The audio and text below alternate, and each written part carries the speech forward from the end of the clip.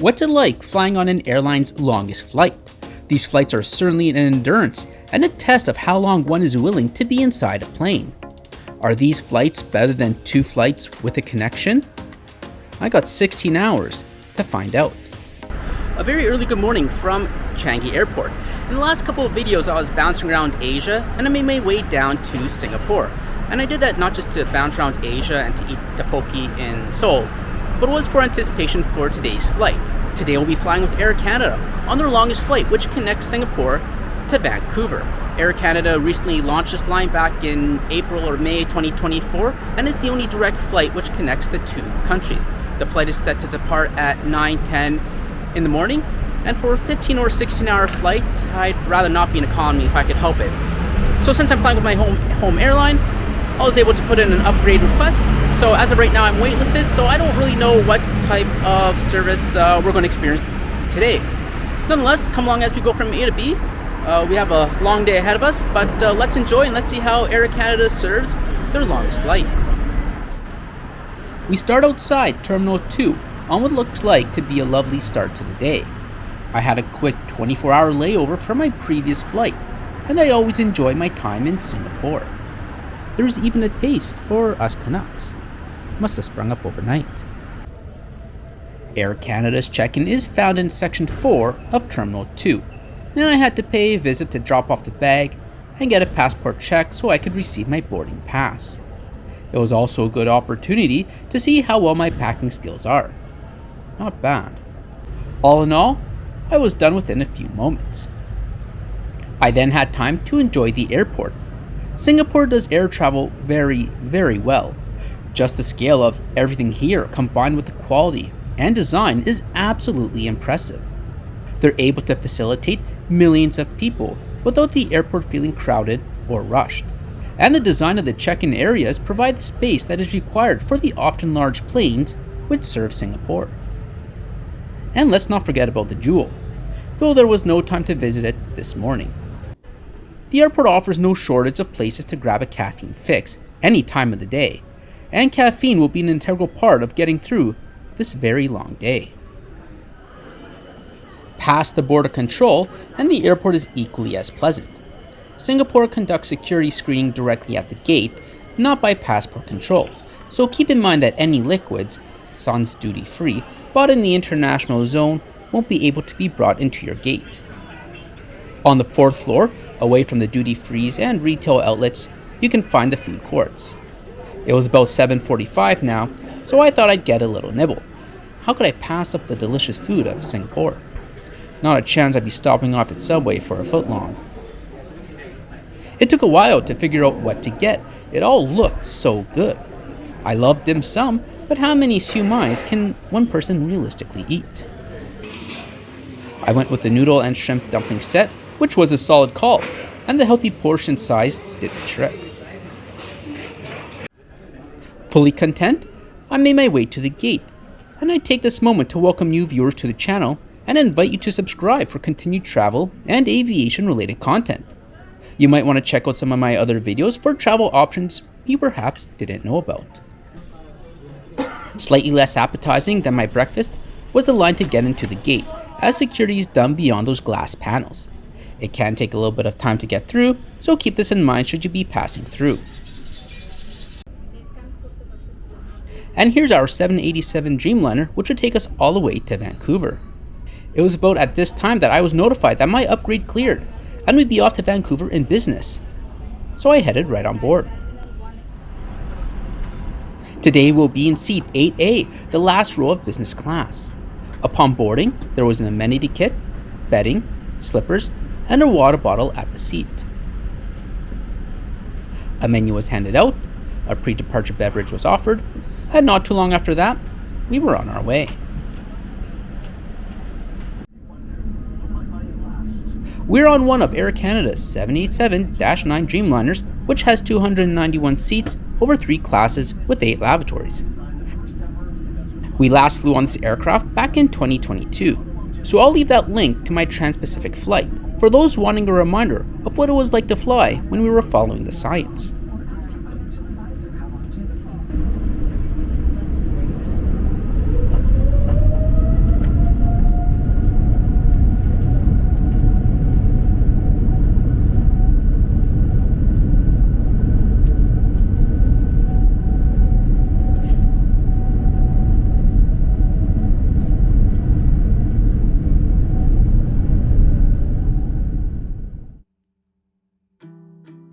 Our roughly 15-hour flight would take us northeast. We'll fly over Taiwan and Japan, and then join the regular Northern Pacific route to Vancouver.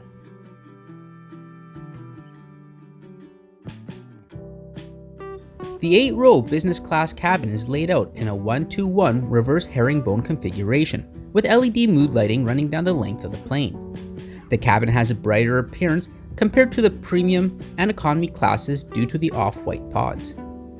With this seating layout, all seats face in the same direction, so there is no guesswork in deciding which seat is closer to the window. Center seats have the added divider and may be more optimal for those traveling in pairs or those wishing not to look outside. Soon after takeoff, a warm oshibori was handed out. Air Canada offers dine on demand, and since I had that noodle dish in the airport, I was doing pretty good at this point and deferred my meal for about 3 hours. But I did enjoy a cappuccino or two with some warm nuts and managed to get some editing done. The pods do provide quite a comfortable space for the productive individual. Other than the adjustable table, there's a large IFE monitor, a cubby, seat controls, and plenty of counter or desk space. The cubby, suitable size for pocket items, has all the electrical ports and IFE controls. Under that is a literature pocket, a hidden hook, and near the aisle is a very convenient storage area which I use for the water bottles. The armrest near the aisle can be depressed, presumably for when the pod is in sleep mode. And what's an airline without the standard reading light and air control? Well, I guess the latter is a bit hit or miss now, isn't it? The seat itself is one of my favorites, perhaps only to ANA's The Room. Remember that?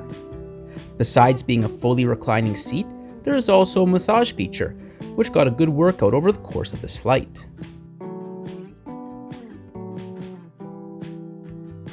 No doubt these pods provide a very luxurious way to travel. The angled seats increase the sense of privacy, and being in the last row definitely helps too. Whether you're working and being productive or relaxing, the pods provide an environment and space which matches the needs of the guests.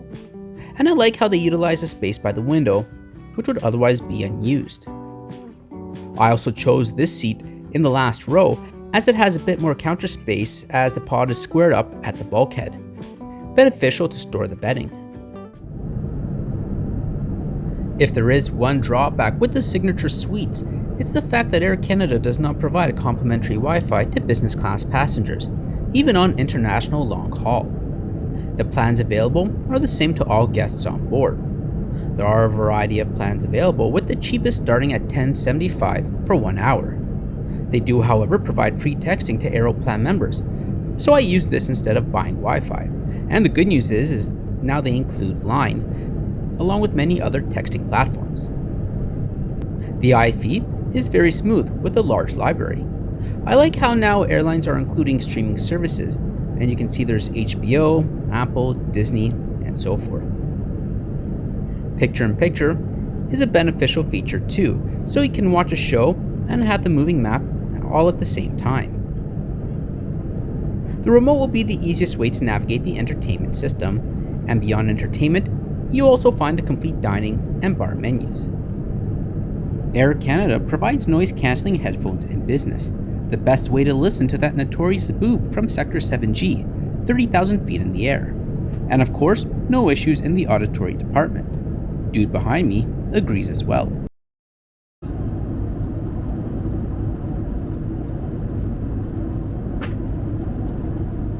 Three hours into the flight, and we're cruising high above the East China Sea.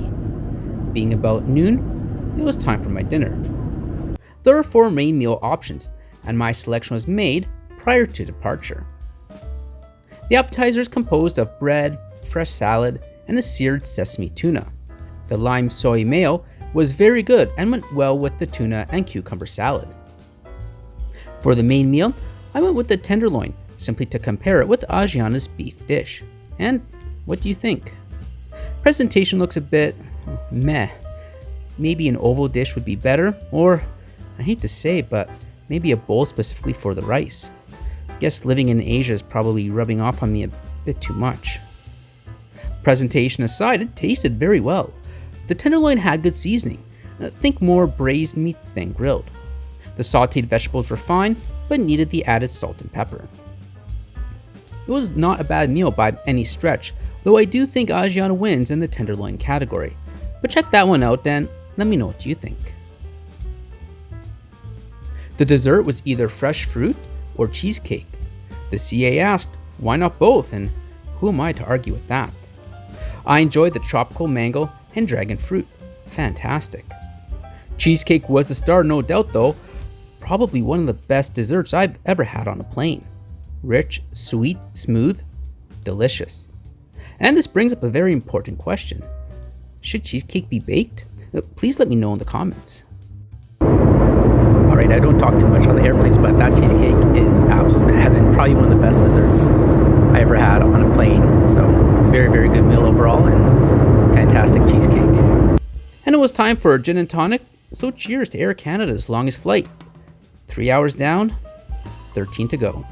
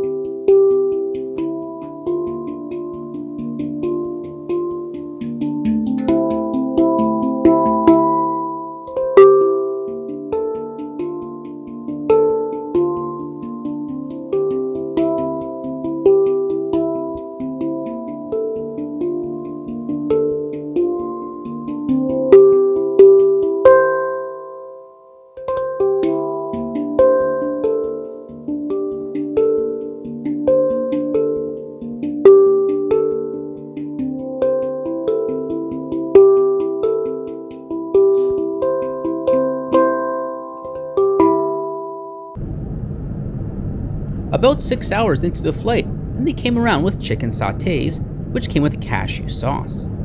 I didn't get them on that Singapore Airlines flight 2 days ago, so I was glad Air Canada pulled through on this one. There was also cup noodles and salads offered, though the chicken did the trick. And here's a look at the lavatory in the front of the plane. It had some hand cream, but other than that, nothing else out of the ordinary. And you can tell I had a change of clothes. For a flight of this length, you're going to want something more comfortable for the flight. I even packed a set of fresh clothes in my carry-on, as I still had a whole day, including 2 more flights after landing in Vancouver. The Amentiy kit is supplied by Aqua de Parma. As someone who wears spectacles, it was nice to see an eyeglass cloth. The dental kit and eye mask also came in handy. The lip balm and hand cream were also well received. And here's the seat in bed mode with the mattress, pillow, and duvet. The bed is quite comfortable and I didn't find it confined. And with that, it's time to get some sleep. As you can see me pretending to sleep, it's not pitch black. I think the bright colors of the cabin allows the light to bounce around a bit, so the eye mask definitely came in handy tonight. I managed to bank a solid 4 hours of sleep and woke up with 3 hours to go. After about 13 hours on the plane, I admit I was starting to get a bit antsy. A few episodes of The Simpsons later, and the lights were turned on for the last meal service. Breakfast options were the omelette or noodles. Since I had noodles for breakfast numero uno of the day, I went with the omelette, and it was a solid call. First time I had a Berchet muesli, and I think it was a star of the meal. Fresh and bright with green apples, blueberry, and yogurt. Delicious. Having the bacon with the Gruyere omelette was also nice too. I've only had the sausages in the past. A very good breakfast and a great way to end the flight. And with that, we catch our first glimpse of YVR and the lower mainland BC. Boy, these flights go a lot faster on YouTube than in real life, eh? And hey, we did it. We had a gate-to-gate time of 14 hours and 42 minutes. We arrived at 9:13 a.m., 20 minutes earlier than we left, on July 4th. Overall, it was a long flight, but I was happy to have this experience and get the upgrade to business. The food was good, service was great, and I had a comfortable pod. Now, is one flight better than two? I guess it all depends. 15 hours in economy is a lot different than 15 hours in business.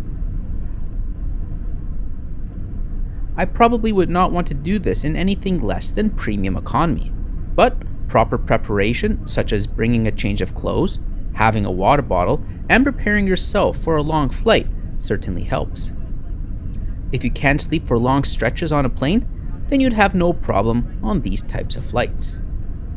If you think being on a plane for 16 hours is too long, having a connection in Seoul, Hong Kong, or Tokyo are not terrible alternatives, and you can grab some Pringles. The flight, although very long, is the only direct connection to Singapore from Canada, and you can connect with Singapore and dozens of destinations in that part of the world through the Star Alliance network. So in this regard, the flight does have value.